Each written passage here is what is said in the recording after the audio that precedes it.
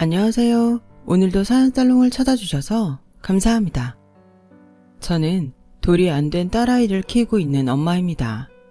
이맘때 아기 키우면서 정말 몸이 10개라도 나만하지 않게 피곤하고 바쁜데 느끼는 것도 참 많아요. 특히나 저희 엄마에 대해서 많은 생각을 들게 하죠. 대부분은 감사하고 죄송한 생각들 뿐이에요. 더군다나 제 엄마 같은 분께는요. 제 친정엄마는 사실 친엄마는 아니거든요. 쉬운 말로 표현하자면 새엄마예요. 아빠가 재혼하셔서 들어오신 새엄마시죠. 새엄마가 들어오시게 된 이야기의 시작은 제 어린 시절로 돌아가요. 저는 어릴 때부터 엄마, 아빠, 저, 그리고 저의 친할아버지와 함께 살았어요. 살던 곳은 도시가 아닌 외곽 쪽이었어요. 사실 솔직히 표현하자면 딱 봤을 때 아, 시골이네 소리가 나오는 모양새의 마을이었어요. 그래도 나쁜 건 없었어요. 오히려 어린 제게는 유치원이나 이런 것보다 자유롭게 뛰어놀 수 있어 좋았는데 마을 또래 친구들이나 오빠, 언니, 동생들과 같이 풀숲 피고 내 까고 다 돌아다녔죠. 아빠는 늘 새벽 일찍 일어나셔서 도시 쪽으로 출근을 하셨어요. 일하시던 회사는 도시에 있었거든요. 아빠가 출퇴근이 오래 걸림에도 불구하고 시골 마을에서 살기를 선택하셨던 건 친할아버지 때문이었어요. 친할머니는 아빠가 20살이 되고 바로 병으로 세상을 떠나셨어요. 혼자가 되신 친할아버지는 하나밖에 없는 자식을 대학에 보내놓고 홀로 시골에서 사셔야 했죠.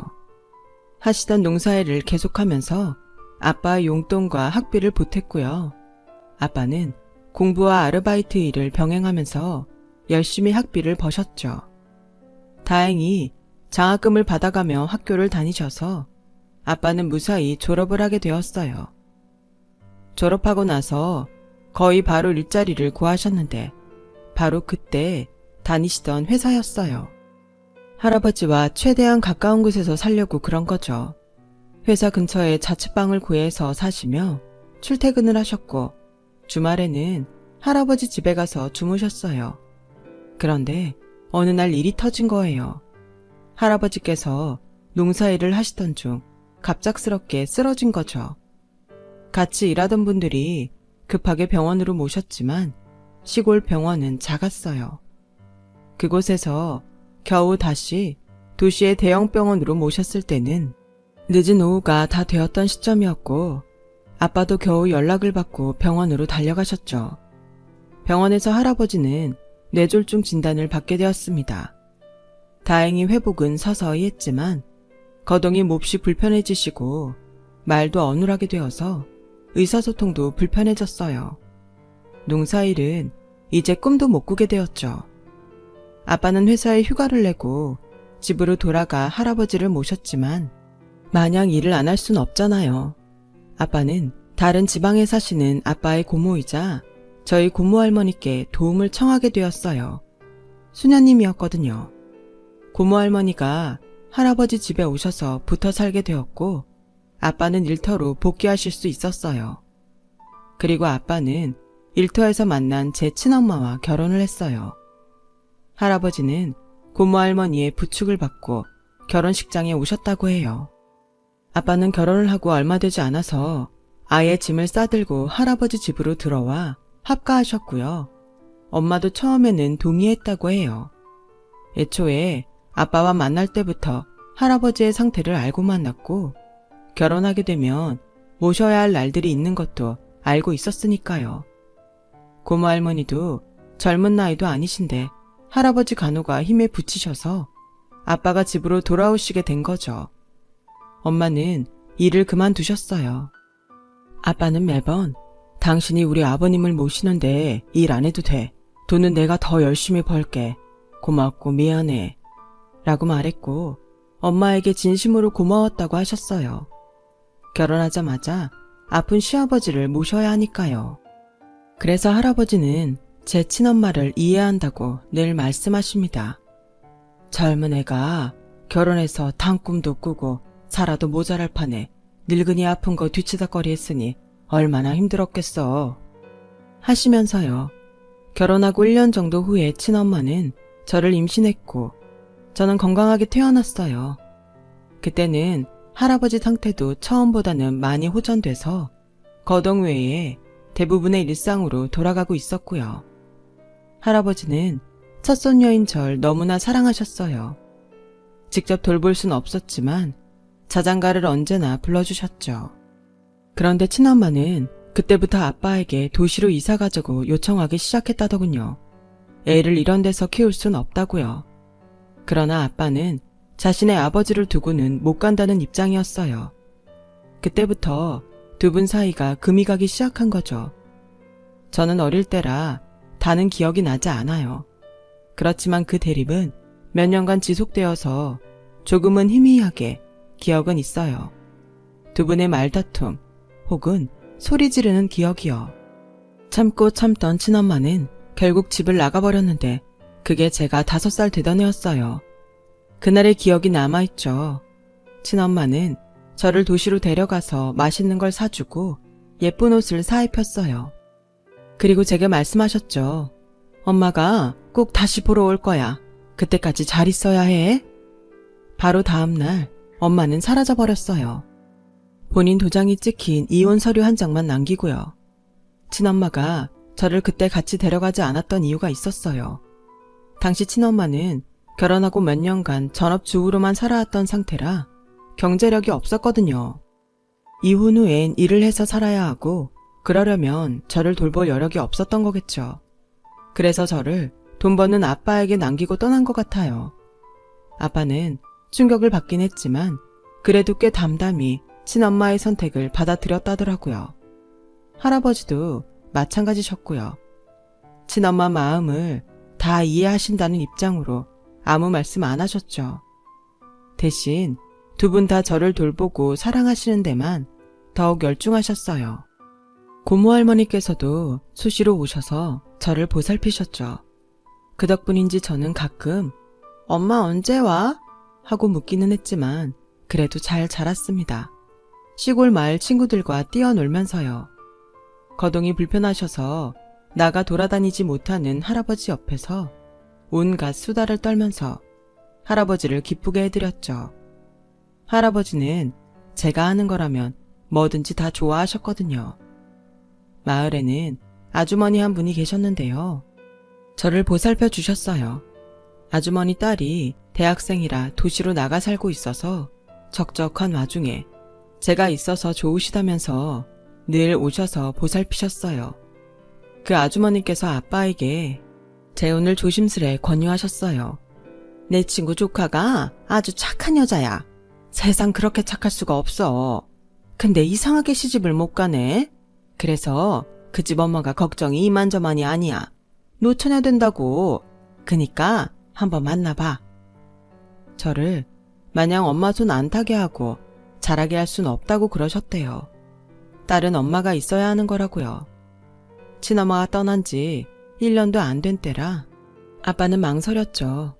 어쨌든 할아버지 옆을 못 떠나니까 또다시 상처를 받을까 두려웠던 거죠. 하지만 할아버지마저도 제게 엄마가 필요하다는 것에 동의하셨고 아빠는 결국 그 아주머니 친구 조카라는 분을 만나러 나가셨어요. 소개팅 같은 자리였던 셈이죠. 그런데 그 만남은 예상과는 다르게 쭉쭉 잘 흘러갔어요. 그분을 만나고 온 아빠의 표정은 밝았었고 그 후로도 몇 번 만남을 가졌죠. 그리고 3개월 만에 아빠는 할아버지께 그분과 결혼하겠다고 알렸습니다. 저에게도 와서 이제 엄마가 다시 생길 거야 하고 말씀하셨어요. 저는 엄마 다시 와? 하고 물었는데 아빠는 아니 새엄마가 오실 거야. 새엄마는 아주 착한 분이야. 우리 딸도 잘 챙겨주실 거고 할아버지하고도 친하게 지낼 수 있는 분이야. 새엄마한테 착하게 대해줄 거지? 결혼하기 전에 아빠는 그분을 집에 인사차 모셔왔어요. 그때가 바로 엄마와 처음으로 만난 순간이었죠. 엄마는 인상이 참 둥글둥글 순하게 생긴 분이셨습니다. 방 안에서 한동안 아빠와 할아버지와 대화를 하시다 나오셨는데 절 보시고 안녕? 네가 진아구나. 우리 잘 지내보자. 아줌마가 노력할게. 하면서 제 손을 잡고 인사를 했어요. 저는 그 모습이 왠지 모르게 참 다정하고 좋았어요. 어린아이였지만 그분이 참 좋은 분이라고 생각했죠. 그리고 아빠와 엄마는 결혼을 했어요. 식은 마을에서 간단하게 사람들 불러다 국수 먹는 걸로 끝냈어요. 그리고 엄마는 집으로 들어와서 함께 살기 시작했어요. 그 후의 생활은 정말 길게 설명할 필요가 없어요. 엄마는 정말 저를 낳은 친엄마인 것처럼 저를 보살피고 딸처럼 챙기셨고요. 애 딸린 남자한테 시집 오셔서 아픈 시아버지 챙기고 그 딸까지 챙기는데 얼굴 한번 찡그리신 적이 없으세요. 늘 제게 예쁜 옷, 좋은 음식만 주셨고 할아버지도 늘 밝은 얼굴로 모셨죠. 그 덕분인지 저는 엄마가 들어오고 반년 정도 후부터 엄마라고 불렀어요. 나중에 들으니 엄마는 제가 처음으로 당신한테 엄마라고 부른 그 순간을 잊지 못하신다더군요.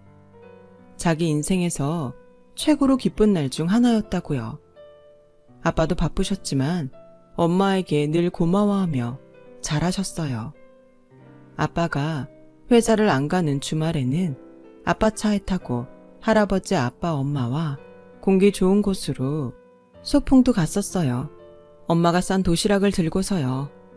한 번은 동네에서 놀다가 어떤 남자아이가 저를 놀린 적이 있어요. 어디서 주워들은 건지 야, 니네 엄마 진짜 엄마 아니라며? 지금 엄마는 가짜 엄마고 진짜 엄마는 너 싫어서 도망갔다며? 우리 엄마가 너네 엄마 가짜 엄마래. 진짜 엄마 도망갔대. 하고 놀린 것이죠. 그 말이 너무 서러워서 엉엉 울면서 집에 돌아갔어요. 저를 보고 놀란 엄마가 자초지종을 물었고 저는 무슨 일이 있었는지 다 얘기했죠. 엄마는 제 손을 잡고 곧바로 그 아이 집을 찾아가 소리를 지르면서 마구 따졌습니다. 그쪽이 뭔데 남의 딸을 그렇게 함부로 뒤에서 씹고 욕해요? 내 배 아파 안 나왔다고 해서 내 딸 아닌 거 아니에요. 우리 딸은 누가 뭐래도 내 딸이니까. 자기 자식 교육이나 잘 시키시죠? 누가 보면 그쪽 아들내미 주워온 줄 알겠네. 그러지 않고서야 가정교육을 이렇게 개판으로 시켜? 엄마는 그렇게 소리치고 제 손을 잡고 당당하게 집으로 오셨습니다. 그리고 제게 앞으로 또 그런 소리 들으면 그냥 한 대 때려버려. 엄마가 다 책임질 거니까. 알았지? 하고 저를 달래주셨어요. 그런 엄마가 너무나 든든했죠. 엄마는 제 초등학교 입학식에도 오셔서 함께 해주셨고 공개 수업이나 학교 운동회, 소풍 발표회까지 모든 순간마다 빠지지 않고 오셔서 저를 지켜봐주고 응원해주셨어요. 소풍날이면 새벽부터 일어나 3단 도시락을 싸주셨고 발표회를 할 때는 하루 전날에 도시로 절 데리고 나가셔서 예쁜 옷을 사입히셨죠. 언젠가 제가 크게 아팠던 날이 있어요. 밤에 갑자기 열이 펄펄 끓었는데 아빠가 하필 당직 근무를 서던 날이었죠. 엄마는 동네 아저씨께 할아버지를 지켜봐달라고 부탁드리고 저를 안고 병원으로 달리셨어요. 운전면허가 없었던 엄마는 버스도 끊긴 그 밤에 저를 안았다가 업었다가 하시며 병원까지 데려가 약을 받으셨어요. 그 정성을 생각하면 지금도 눈물이 납니다. 엄마는 이미 제 하나뿐인 엄마로 살고 계셨던 거예요. 엄마와 저는 늘 함께 있었어요. 중학교 입학 후 사춘기 나이가 되어서도 엄마와는 늘 친구처럼 지냈어요. 사실 엄마가 제 짜증도 받아주신 거죠. 그래도 야단칠 건 야단치면서 정말 엄마 역할을 제대로 하셨어요. 그러던 어느 날이었는데요. 중학교 3학년이었죠. 학교 갔다가 집에 와보니 집 앞에 웬 고급 승용차 한 대가 서 있었습니다. 그리고 집에 들어서는데 마당에 한 여자가 서 있더라고요. 고급 투피스 옷을 입고 명품 가방을 든 여자가요. 누구세요? 하고 물어보니 그 여자가 몸을 돌려 저를 바라보았습니다. 그리고 갑자기 제게 다가와 손을 잡고 눈물을 흘리기 시작하더라고요. 우리 딸 잘 지냈어? 엄마야, 엄마 얼굴 기억나? 저는 그 순간 깨달았어요. 친엄마였죠. 이상한 건 친엄마를 근 10년 만에 만났는데도 아무렇지 않았어요. 친엄마는 친엄마였지만 엄마가 아니었으니까요. 적어도 제게는요. 제게 엄마는 우리 엄마 한 분뿐이었습니다. 엄마가 너 이제 키울 수 있어. 잘 살 수 있어. 엄마랑 같이 가자. 친엄마는 눈물을 흘리면서 말했지만 저는 그 자리에서 딱 잘라서 말했어요. 우리 엄마는 한 명이고 난 엄마랑 아빠랑 우리 할아버지랑 여기서 살 거예요. 가세요. 라고요. 친엄마는 제 말을 듣고 화가 난 목소리로 너 그 계모한테 어떻게 길러졌는지는 모르지만 엄마한테 어떻게 그렇게 얘기해? 난 네 엄마고 널 데려갈 능력이 충분해. 지금은 네 아빠보다 더하다고. 능력 있는 부모가 애를 키우는 건 당연한 일이야. 그러더군요. 어이가 없었죠. 나쁘든 좋든 난 나 길러준 사람을 엄마라고 생각하니까 그만 가세요. 하고 쏘아붙이고 방으로 들어왔어요. 그런데 방에는 흰 봉투가 하나 있더라고요. 열어보니 편지였어요. 엄마가 쓴 편지요. 편지에는 사랑하는 우리 딸, 지난 10년 동안 엄마 딸로 있어줘서 너무너무 고마웠어. 딸, 친엄마는 지금 큰 부잣집에 시집가서 우리 딸한테 더 좋은 환경과 미래를 줄 수 있는 사람이야. 그러니까 우리 딸은 거기 가서 사는 게 나아. 우리 딸은 정이 많아서 엄마랑 할아버지 얼굴 보면 못 갈 거 다 알아. 그러니까 엄마는 할아버지 모시고 잠시 피해 있을게. 잘 가 우리 딸. 사랑해. 정말 많이 보고 싶을 거야. 믿을 수가 없었어요. 엄마가 나를 보내려고 하다니요.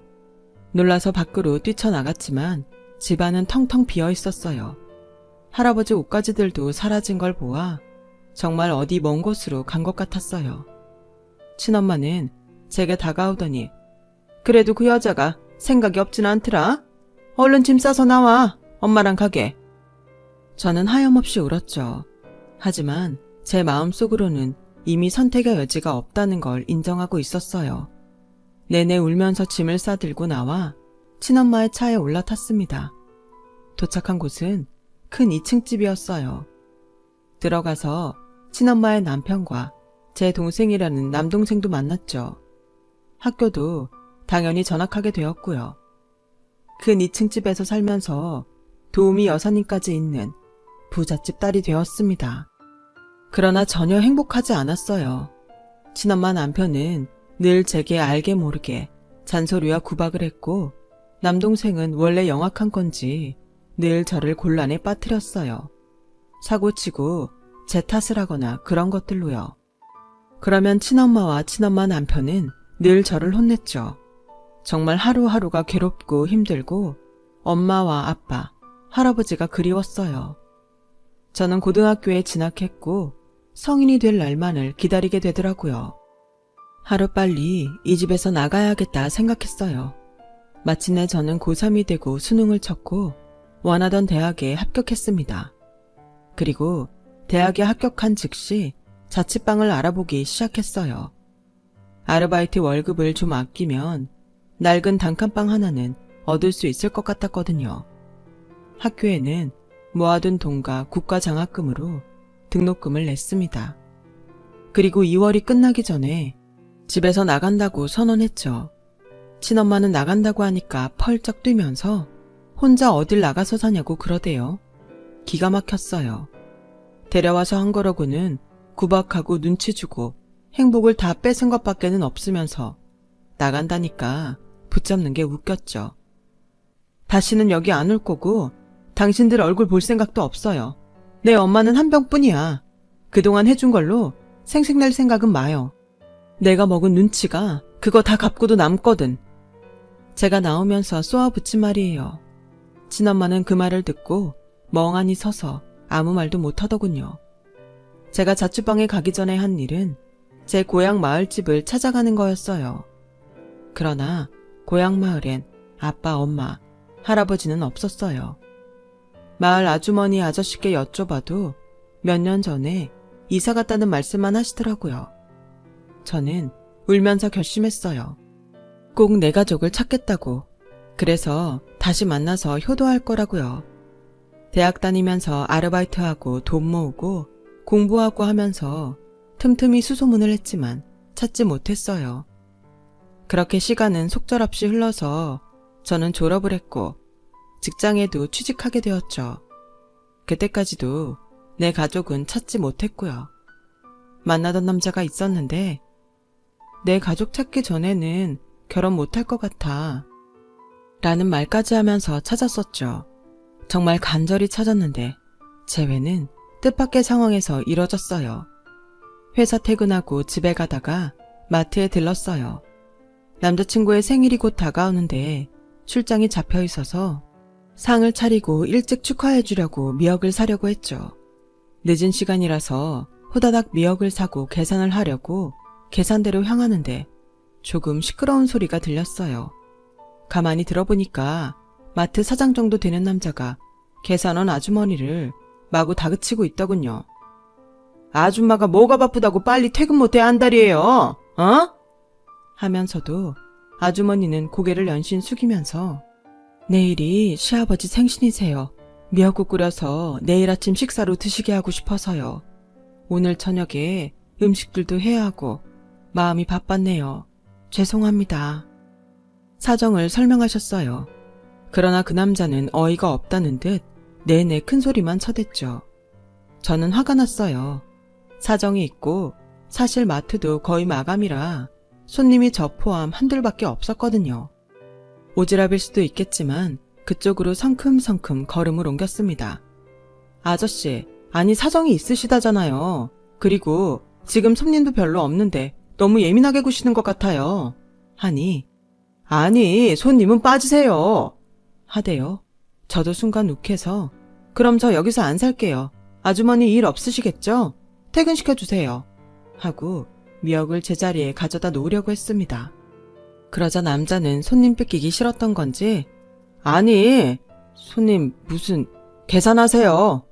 그러더니 아주머니를 못마땅하게 보면서 이것만 계산하고 퇴근하세요. 하고 가더라고요. 아주머니 얼른 계산해주세요. 그리고 얼른 집 가셔서 볼일 보세요. 하고 아주머니 팔을 잡아 계산대로 왔죠. 아주머니는 연신 고맙습니다. 고맙습니다. 하시며 울먹이시더군요. 아주머니 울지 마세요. 하고 급히 가방에서 휴지를 꺼내 내밀었습니다. 아주머니는 눈물을 닦고 고개를 드셨죠. 그런데 그 순간 저도 아주머니도 굳어버렸어요. 그 아주머니는 바로 제 엄마였거든요. 너무나도 그리워했던 우리 엄마요. 저는 엄마? 하고 불렀고 엄마는 제 이름을 부르면서 진아 맞니? 우리 딸 맞아? 하고 엉엉 울기 시작했습니다. 저도 엄마를 덥석 끌어안고 같이 울었어요.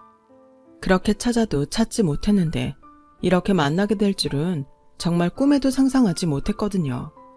한참을 울다가 미역을 계산하고 퇴근하시는 엄마를 제 자취방으로 모셔갔죠. 엄마는 그간의 이야기를 들려주셨어요. 아빠는 친엄마의 재력을 보고 절 보내기로 결심하셨지만 제가 떠난 후 너무 힘들어하셨다고 해요. 술을 자주 하시게 되셨죠. 결국 고모 할머니가 이대로 두다간 쟤도 죽겠다 싶으셔서 아빠 할아버지와 엄마에게 고모 할머니가 사는 곳으로 이사오라고 권유를 하셨다는군요. 제 흔적이 없는 곳으로요. 그렇게 이사를 가셔도 아빠는 힘들어하시다가 1년 정도가 지난 후부터 간신히 정신을 차렸다고 해요.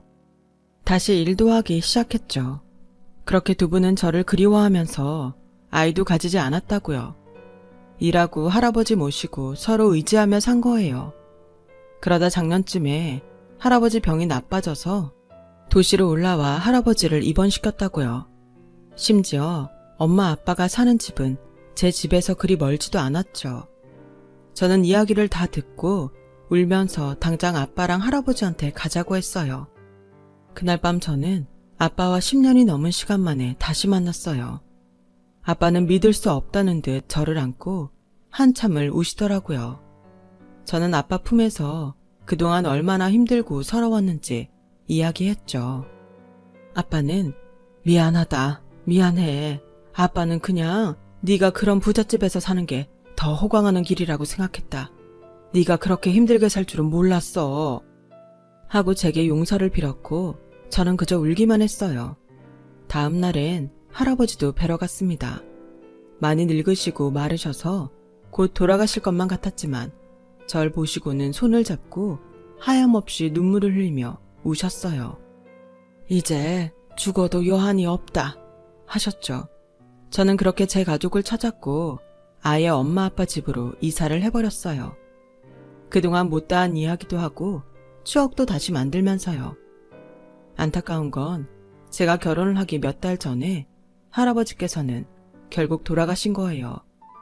지금 증손녀까지 낳은 걸 보셨으면 좋으셨을 텐데 생각하면 슬퍼요. 그래도 지금은 이렇게 제 가족을 다시 찾아서 결혼도 하고 아기도 낳고 행복하게 사니까 너무 좋습니다.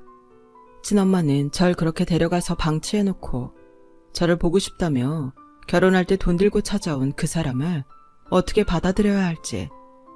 저도 결혼하고 먹고 살만합니다. 그러니 인생이 돈이 다가 아니라는 걸 더 느끼게 되더라고요.